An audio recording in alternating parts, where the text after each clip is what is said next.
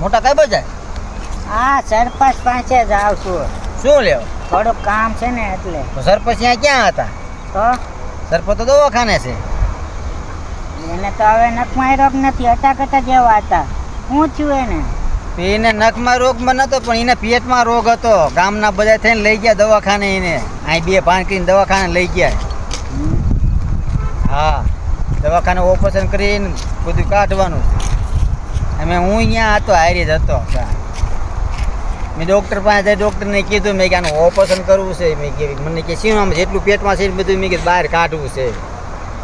તો ડૉક્ટર કે શું ખાઈ ગયા? મેં કે જો એક ગામની નિશાળ ખાઈ ગયા, ગામનો અવેડો ખાઈ ગયા, અને રોડે ખાઈ ગયા, અને ગામનું સમસાણ હોતન ખાઈ ગયા. તો એ કે 35 લાખ રૂપિયા થાય છે. એ નહીં દે તમારે દેવા પડશે. ભાઈ મને બીપી વધી ગઈ. પછી હું છે ને મેં ડૉક્ટરને કીધું, મેં કીધું તમારે મેડિકલ ક્યાં? તો કે નીચે.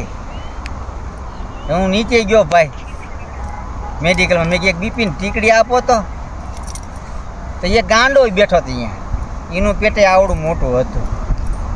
તો ગાંડો કે મેં સરપંચને લઈને આવ્યો મને કે? મેં કીધું હા. એટલે મેં સર ગાંડાને પૂછ્યું, મેં તમારું પેટ આવડું મોટું કાં છે? કે પેલા હું સરપંચ જ હતો નહીં કે